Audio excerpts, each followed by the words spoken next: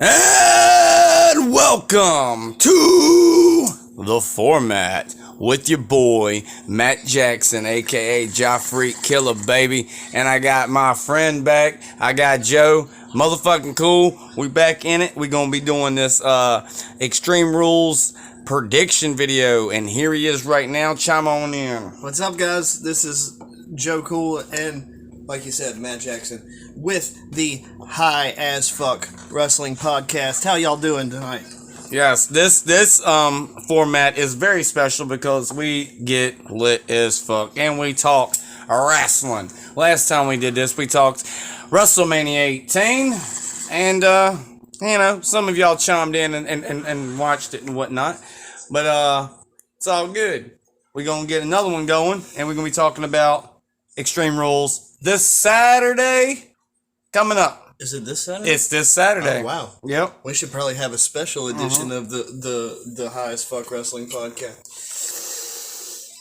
Where we talk outcomes and all that stuff, that where we right, where we wrong, and all that will come out, of course, after this Saturday. Will come out a little bit after that. We don't know when. We don't have the plans on it yet.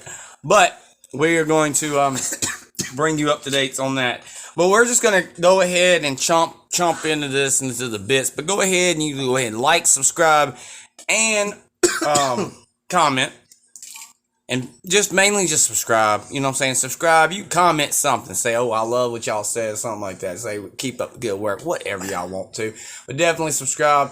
Drop a like. First match, though, Joe Kool. We got this first match. It is for the SmackDown's Women's Championship.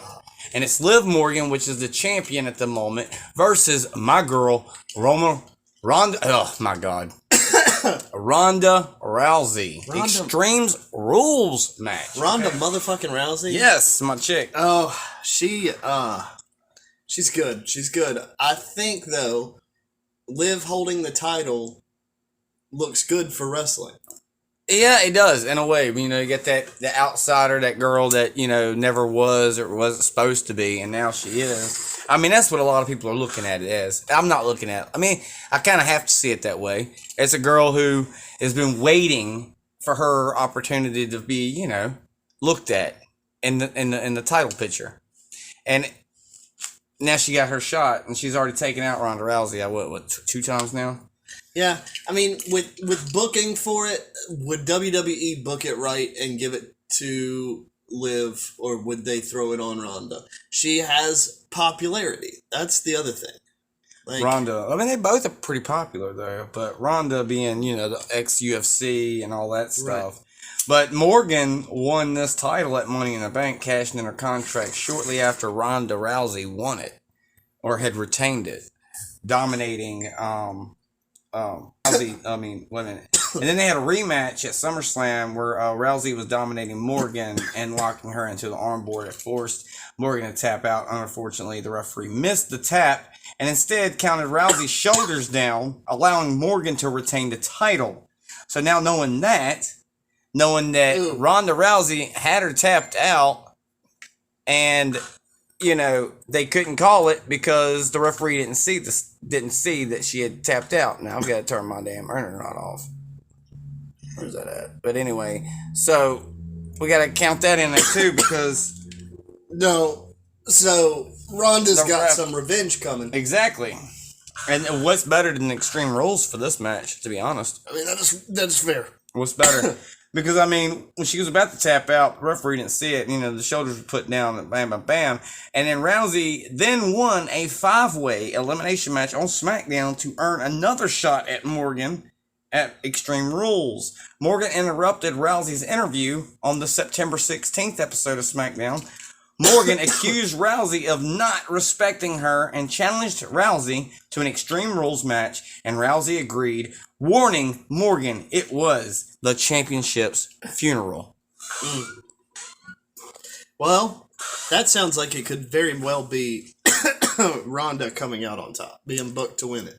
I really think so, too. I think Ronda Rousey's got this match in the bag, actually, because, I mean, it's Liv Morgan we're talking about going up against the baddest woman on the planet. Not to mention she was trained by Roddy Piper. And she was trained by Roddy Piper. So it's a feel-good story. It's a feel-good story for either one. If I guess with either one, because if Liv wins, then it's fine. It's not really fine because Ronda Rousey Extreme Rules match, that just seems Ronda Rousey's got it. Yeah. I'm going Ronda Rousey. I would say yes, Ronda Rousey. I just feel like WWE should have booked to keep Liv the title holder, but and not had Ronda Rousey going up against her. Maybe someone else. Yeah, maybe like Aaliyah or I don't know, some random. Maybe like Dakota Kai. No, that's tag team championship. Oh man, I was thinking. I was thinking about somebody else. I can't even think of her name now. Candice LeRae. Candice LeRae. She just debuted on Raw with her husband. So. Right. Anyway, next match is the Raw's Women's Championship. Bianca Belair and Bayley in a ladder match. Bianca Belair and Bayley in a ladder match? Yes. Ooh. And Bianca is the champ. They could... the EST of WWE is going to keep that. I think that... Okay, so the summary is... Bayley's return from an injury at SummerSlam was a big shot in the arm of the women's division. She introduced her new group with Dakota Kai and Io Sky and immediately set her sights on Belair and the Raw's women's title. The two have already brawled several times and were involved in the 6 women's tag team match at Clash at the Castle, which was a pretty good show. Bayley finally locked in her challenge for the title, and after Belair reminded Bayley that she hit a KOD, the kiss of death, on a ladder in the last singles match, Bayley made the challenge for the pair to meet in a ladder match at Extreme Rules. And that's basically the overall and the overhead of what's been going on with those two girls. The WWE books EST over Bayley. I'm saying Bayley. I'm going Bayley. Bayley all day. Bayley all day. Some of these we can fly through, I guess, but ain't much to say there. Bayley's going to win. So the next up on my list. Okay. Seth Rollins EST just got the title. She needs to keep it. Yeah, she did just get it. She needs to keep it. Yeah, she's been had it, though. It's been for a minute. Bayley just came back from a long time. Like 9 months or something. Like, it's ready for Bayley's time. It's my girl coming back. Next matchup on the agenda is Seth Rollins versus Matt Riddle in a fight pit match. A fight pit match. Now, what I'm thinking is it's going to be like a UFC type. It's going to be one of those type, like they did back with the Owen Hart Dungeon thing or whatever the hell it was. Or it wasn't Owen Hart. It wasn't Owen Hart, but it was Ken Shamrock versus Owen Hart. You think it's going to be like a mixed martial arts, MMA style match? Yeah, it will be. It's fight pit style.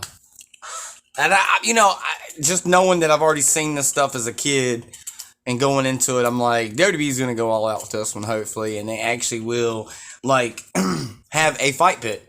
They'll have some type of, what's it going to be, Raw Underground? I've had people saying that all over the fucking interwebs, Raw Underground's coming back, and it's going to be for that match, but I don't know.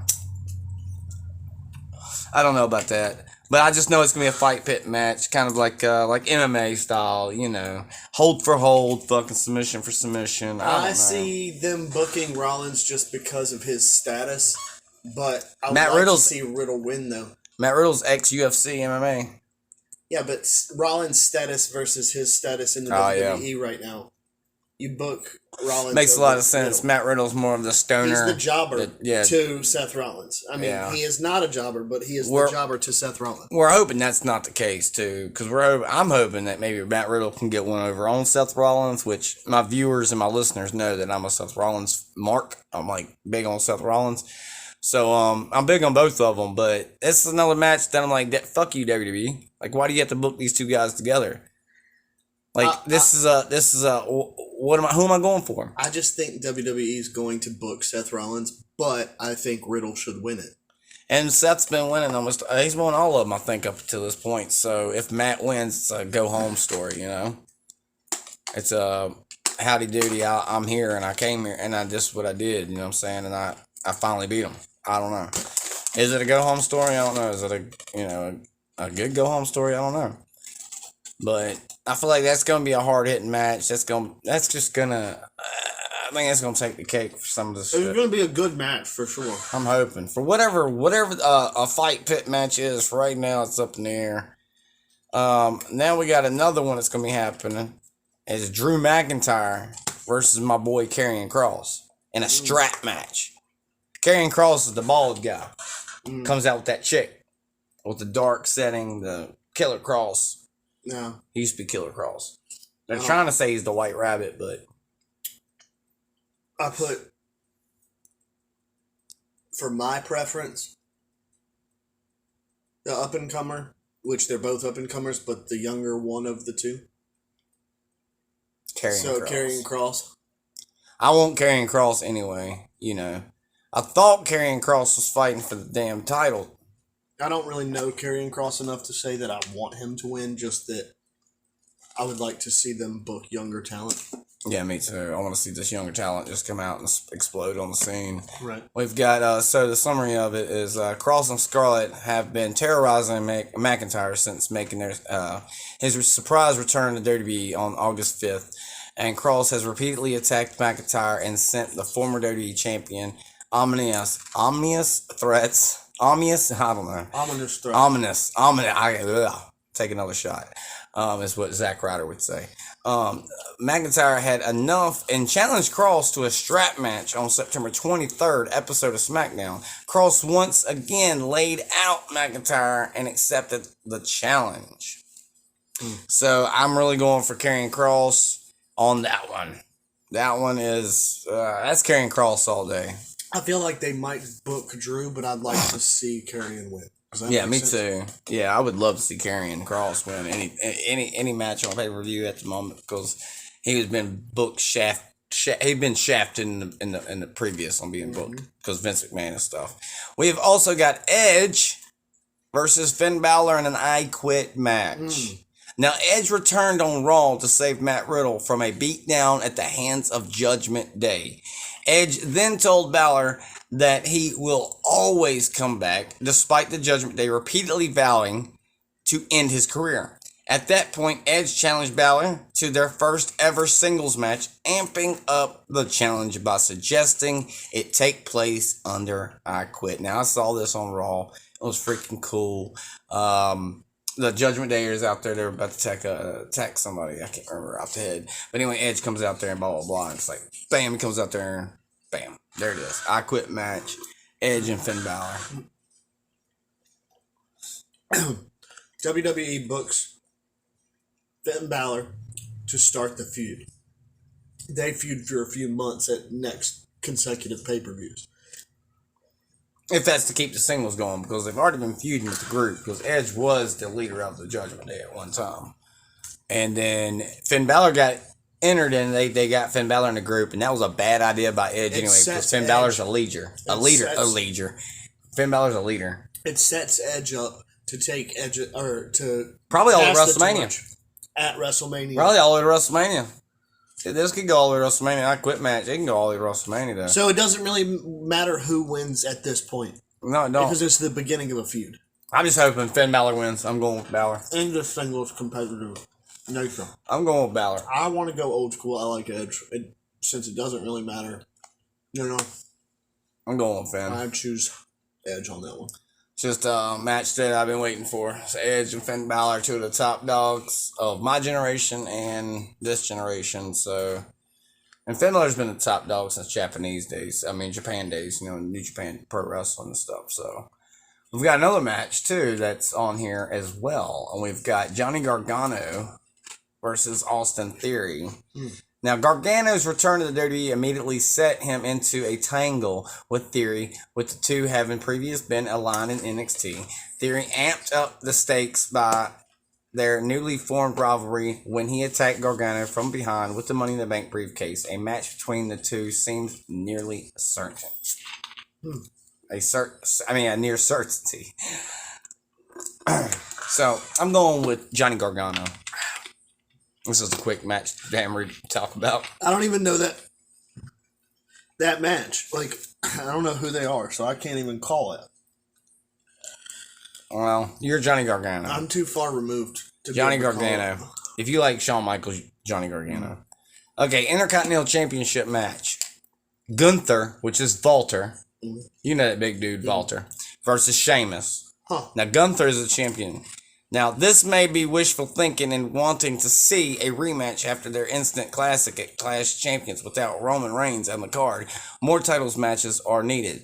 The easiest way to get the Intercontinental title on the card is to book a rematch that would require very little convincing that fans should care. This is starting to feel like this isn't the card as well. Focus. I mean, Sheamus gets the win. Because he's never held the Intercontinental Championship, ever. So that would be cool. And he's still young enough that he can continue into the next generation. Oh, yeah, definitely. I think that's all the matches that are booked for Extreme Rules. Wow. So that's a pretty stacked card, really. I mean, yeah. Wait a minute. Where's Roman Reigns? Oh, Roman Reigns. No, wait a minute. That's at the other pay-per-view. Roman Reigns is fighting Logan Paul in Saudi Arabia. Not Clash. Yeah, I've seen that match. Crown Jewel. I'm not interested. I'm interested in maybe Logan Paul winning the world title. Be different. Be something else, wouldn't it? But Extreme Rules is looking good with the matches. Does look really good. Yeah. I'm like thinking it was something else. I thought it was a tag team title. Wasn't the Usos fighting somebody? Shoot, I thought the Usos were fighting somebody. Apparently. We also got Solo Sikoa, which came from NXT, which is part of the Bloodline as well. He's Usos brothers. So they're just in line, and now it's them. Now you got Roman, the Usos, Solo Sikoa, and Sami Zayn, Bloodline. That's what's going on with that. So, What? I know, Sami Zayn. Sami Zayn's not related to them. No, he's not, but somehow he has taken more hits for them. He's helped the Bloodline out a whole lot. Let's put it that way. That's the only reason he's being put into this situation. I really dislike Sami Zayn. I like him a lot. I think he's annoying. Solid talent, and he's very annoying, but he's solid talent. He's kind of somebody you can kind of trust. I would say. But this is closing in to the end of the Extreme Rules prediction Someone video. you can trust with the future of the business? Yeah. If that character is anything like he actually is in real life, then I don't want to see it. I don't want to see him in real life. Fuck Sami Zayn. Unpopular opinion or not, fuck him. That's Joe Kool, because I don't give a shit. And the format is out.